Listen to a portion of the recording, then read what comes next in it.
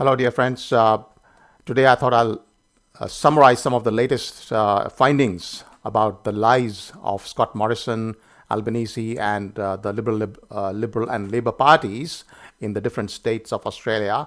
They've all united on one single thing, that they have lied to us on a scale never before in human history. This is bigger than the biggest lies ever, that humans have been told before.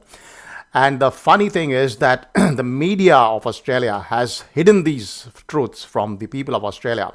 So I want to share with you, the people of Australia, what is the reality about the COVID pandemic. From the very beginning, it was very obvious that this was a modest pandemic. In fact, on the 10th of March 2020, the Victorian pandemic plan, which I won't go into details here, made it clear that this is basically a modest pandemic.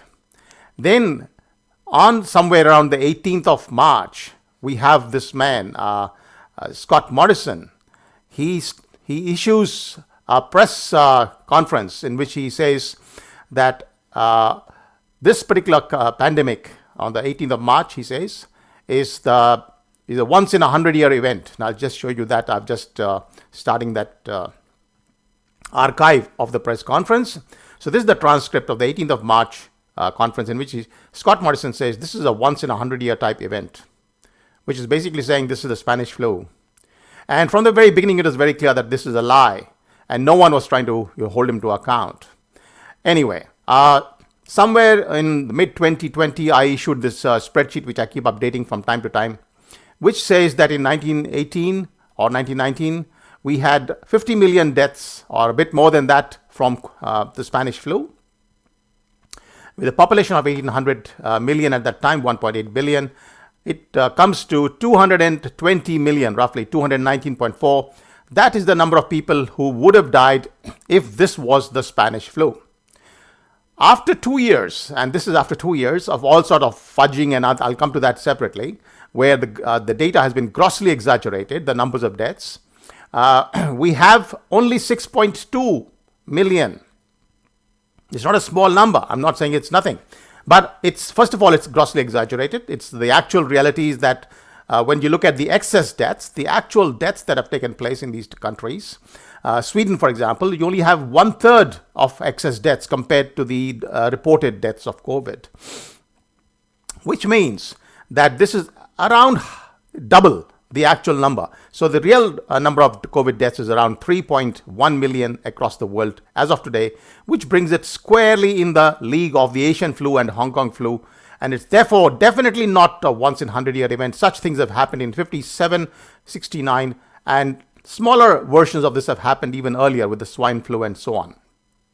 So this is the basics. Look at the chart here. Look at this number here and how big it is. It is about 35 times bigger than this one, which is the COVID, even if you assume that the 6.2 million is correct, which it is not. So this is the first thing we find is a big lie that we've been told from the beginning.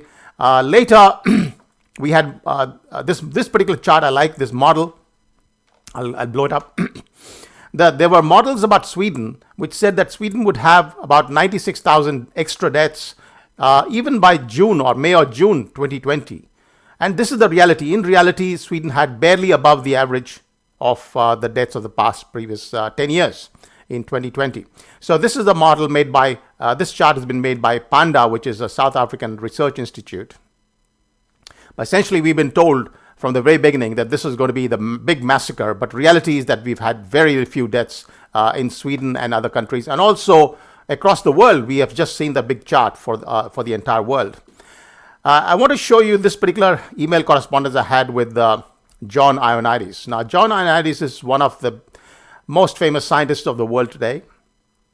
His citations, his H index is the number of citations, is 222, which is the highest, one of the highest in the world.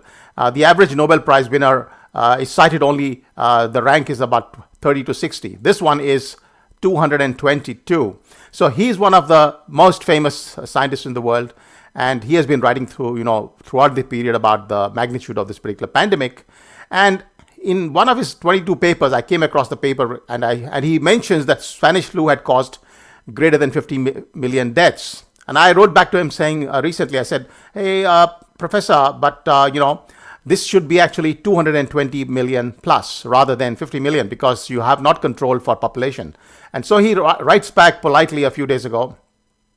He says, thank you for your kind message. You are correct. The 1918 flu was 50 to 500 times worse than COVID-19 once you adjust for population size and age distribution. Can you believe that? The number one scientist of the world, and he's actually cited a paper. He said a paper along with this, which I'm going to show you guys. The paper can be downloaded. I've got the link in my blog. You can download it. And there is a table number 2, and I'll go to the table number 2. Here it is. You see this table here. He says that the seasonal flu he values it at 1. That is the average number of deaths for a seasonal flu is 1. And so COVID is roughly between 2 to 10 times of the seasonal flu in excess deaths, 1.5 to 4 times in terms of due to infection. So this is a detailed calculation. He's got some kind of qualifiers here. But basically, we are seeing this is really a very modest pandemic, right? It's nothing like the Spanish flu. What was the Spanish flu? 100 to 1,000 times more than the seasonal flu. So that is why he says this thing is 50 to 500 times the magnitude of the seasonal flu. So I've got the other thing, which is I've already mentioned in another video.